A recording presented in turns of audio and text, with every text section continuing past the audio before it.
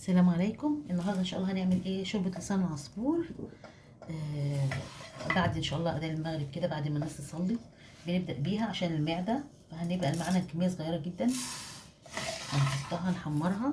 طبعا احنا معانا من اي مرقه، اي شوربه يا جماعه موجوده من الاكل طبعا. ان كانت فراخ او لحمه بنخليها، بنعمل جزء منها نخليه معانا. طبعا اللي حابب يشرب، اللي بيحب يشرب الشوربه قبل الاكل عشان المعده وكده. فاحنا هنا هنعمل لسان عصفور. انا هنا رفعت النار شويه عليه. طبعا دي ممكن نعمل شعريه، انا كنت عامله امبارح شعريه، شوربه شعريه تبقى حلوه. تبدا بيها قبل الاكل وبتريح المعده شويه عشان ما يدخلش على الاكل على طول مره واحده. زي ما احنا شايفين لسان العصفور بدا يصفر اهو، يبقى ذهبي. هنبدا نهدي النار بقى عليه عشان نبدا نحط له احنا في الاول قبل الشوربه هنحط له ميه، كوبايه ميه عشان يستوي فيها، وبعد كده هنحط الشوربه اول ما يستوي عشان ما يتشربش الشوربه كلها ونبص نلاقيه بقى عامل يعني كتل كده زي الرز. احنا الافضل احنا بنسقيه الميه الاول يا جماعه عشان يتشرب، وبعد كده نحط عليه الشوربه. احنا هنا بقى اللون اللي وصلنا للذهبي اهوت، لو شايفين معانا. هنهدي بقى النار شويه ونبدا نجيب كوبايه ميه، نحط له ميه. طبعا بنجيب له كوبايه من كوبايه لكوبايتين ميه عشان يستوي فيها. واول ما يبدا يستوي بنبدا اول ما يستوي خالص بقى نبدا نحط الشوربه بعديها. احنا كده هنضيف له كمان كوبايه ميه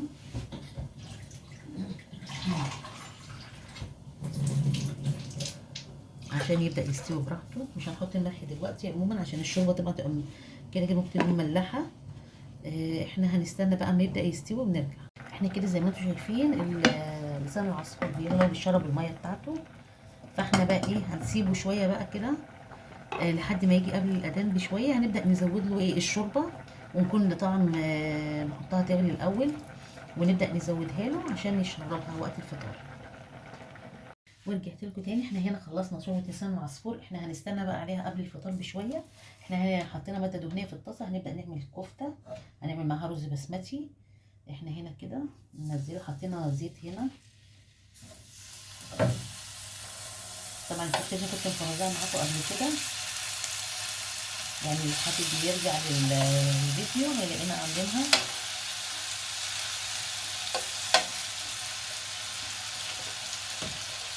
احنا هنعملها مع رز بسمتي.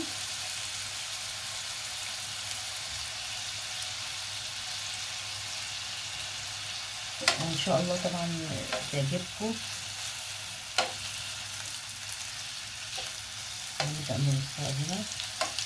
طبعا بنحط الزيت واحنا كده علينا النار عليها شوية.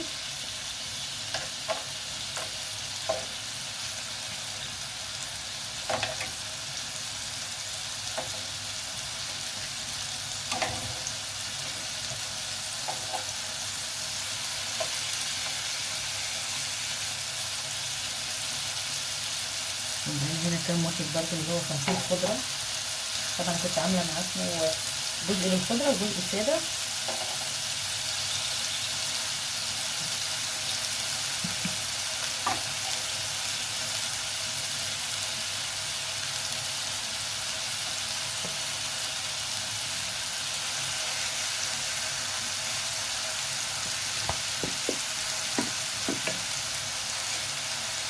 كده كده انتم مخليين. احنا هنبدأ نغطيه شوية يبدأ يستوي، وهنهدي برضه النار. هو اول دقيقتين كده لازم نعلي النار، وبعد كده بنبدأ نهديها. طبعا احنا هنا بنحرك الطاسة كل شوية، وهنبدأ نقلب لان ده فيه اجزاء اتمرت.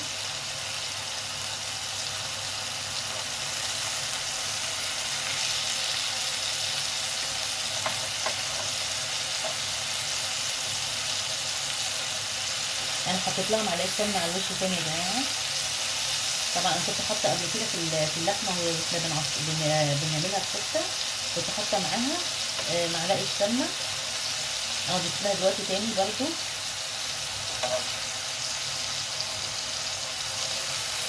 كده تستوي براحتها برضو معانا. هنقلبها بس. طبعا اول ما نخلصها هنعمل برضو ايه لسان رز بسمتي معاها في نفس الطاسه ان شاء الله. بس ايه نخلصها شويه عشان النار.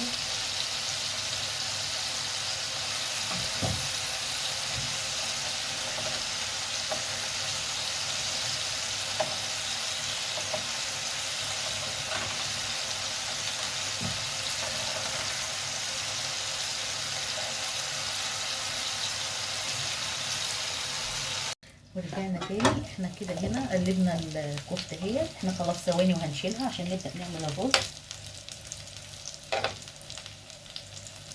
واحنا قلبناها احنا عايزينها توصل البخار طبعا بيبدا يسويها من جوه، وفي نفس الوقت عايزينها تبقى محمره كده اللون الحلو بتاعها. طبعا عايز يشويها في الفرن او على فحم يا جماعه مفيش مشكله، هي تنفع الاثنين. بس الحقيقه مع الوقت مفيش وقت ان احنا نعملها كده. يعني انا احيانا كنت بعملها في الفرن على الشوايه، بس حاليا النهارده الحقيقه مش يعني مفيش وقت الحقيقه ان احنا نعملها. بس ايه، بس هي دي هتديكي نفس الطعم. احنا هنجيب فحم بس ايه مش دلوقتي طبعا لان لسه هنعمل الرز. احنا كده بقى هنبدا ايه نطفي عليها عشان ايه هنبدا نغسل الرز ونجيبه نحطه هنا برده. بس نشيل بقى ايه الحاجات بتاعت الخضره اللي واقعه في الطاسه الاول عشان ايه نفس الطعم بتاع السمنه بتاعتها. انا هجيب طبق بقى اطلعها منه انا هبدا اطلعها خالص معانا. جبت الطبق ونشفته طبعا عشان ميبقاش فيه ميه.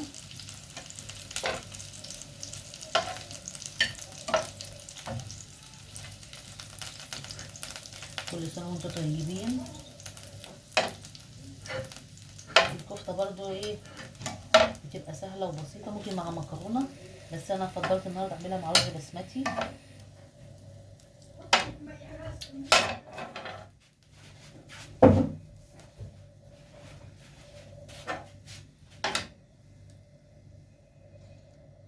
وفي توابل حلوه جدا هقول لكم عليها برضو تحطها على الرز البسمتي، الحقيقه ده طعم حلو.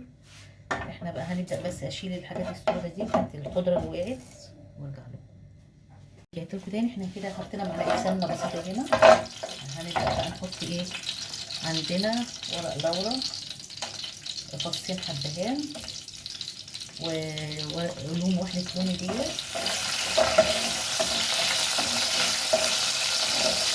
طبعا كنت غسلاهم عشان كده بصوص. وهنبدا بقى نجيب ايه هنبدا نجيب معانا الرز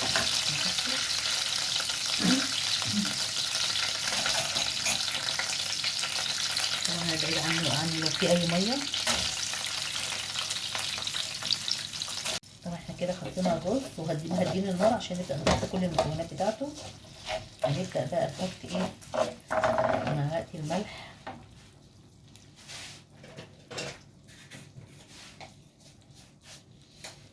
رشه ملح معقوله كده،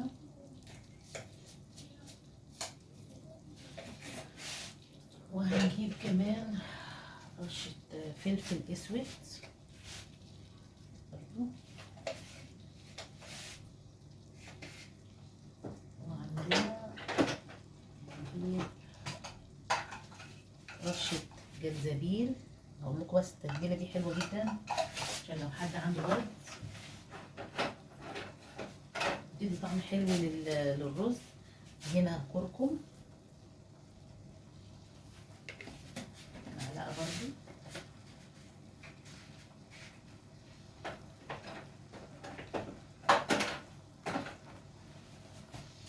نبدا نقلب نعلي النار شويه. الحاجات دي قلت لكم يا جماعه حلو جدا مفيد عشان الالتهابات والحاجات دي. فاحنا طبعا عارفه محدش الولاد ما بيرضوش ياكلوا او يشربوا حاجه فيها كركم عموما، يعني لو لبن ولا حاجه. فاحنا بنحطه نشوف ايه اكتر حاجه تتحط فيها. ممكن الخضار نحط فيه ما بيجراش حاجه، هو الجنزبيل. هننزل كوبايه ميه دافيه. طبعا انا الرز برضو ما بزودوش زياده عن اللزوم، انا بحط في معقول لحد ما كل شويه احس انه محتاج. وطبعا هحط له بودره الزعفران اول ما بس ما يبدا يتشرب. نجيب كمان ميه تاني.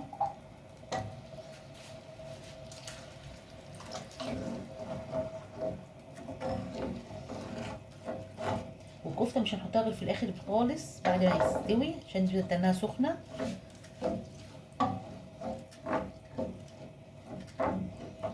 احنا كده هنوزع. احنا الميه بدات تتشرب اهي بتاعت الرز. هنبدا نحط ايه بودره الزعفران عليها.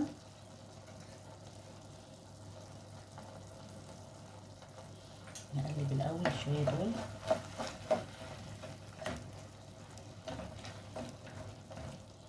اللي عايز اللون مدرج بقى ممكن نحط الاول حبه وبعد كده نبدا نرش تاني حبه يثبتوا معاه. اللي حابب احمر خالص بقى ممكن يضيف الكركم. لا البابريكا عشان اللون بتاعها. مش الكركم حلو عشان الالتهابات يا جماعه. اما بيضيف خضار حلو جدا.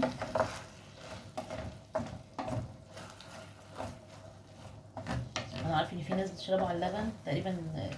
بره في الدول اللي هي زي بتاعت الهند والكلام دوت تقريبا بيشربوه كده برضه. طبعا انا هديها النار. نرش كمان حبه تاني.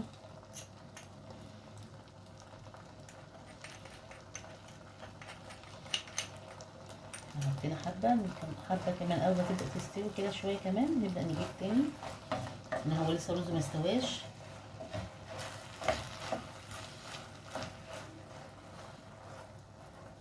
نبدا نهدي عليه النار ونسيبه بقى ايه يستوي مع بعضه كده شويه. وهنبدا نجيب له كمان شويه ايه بودره الزعفران تاني.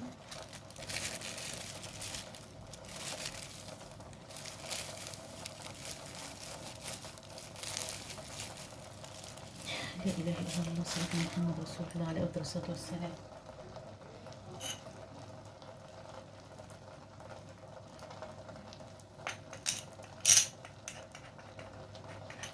كده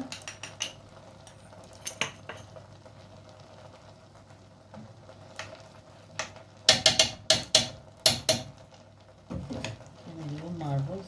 طبعا احنا ما نغطيه هيبقى البخار.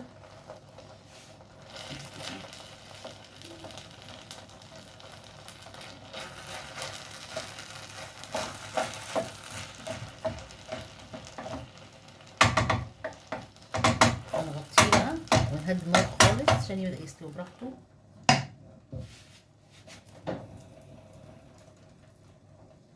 اول ما يستوي بقى هرجع لكم. ورجعت لكم تاني. احنا الرز استوى اهوت. احنا بس ضفنا له نص كوبايه ميه تاني. طبعا انا قلت لكم انا في الاول ما بحطش ميه زياده عن اللزوم لحد ما اتاكد ان ايه انه محتاج بس.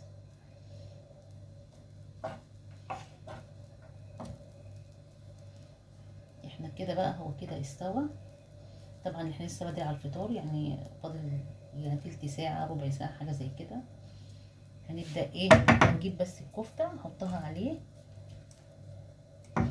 عشان انها دافيه معايا.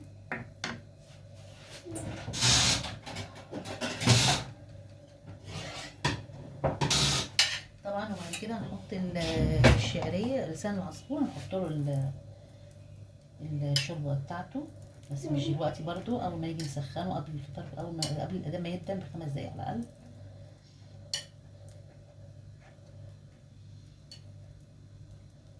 طبعا احنا لما نيجي نغرفهم في الاطباق هنبدا بس نشيل ايه ورق اللورا والحبهان عشان ايه ما يضايقش حد مننا. احنا عشان تنها سخنه.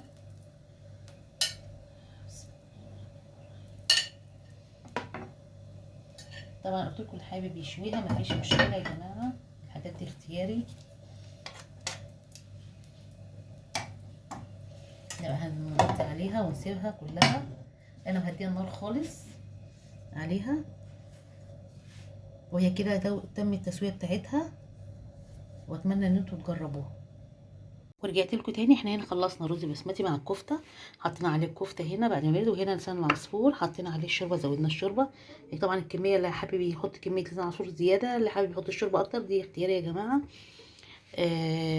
وهنا الكفته خلصناها اهيت. لو عجبكم الفيديو لايك وشير وسبسكرايب وبالهنا والشفا.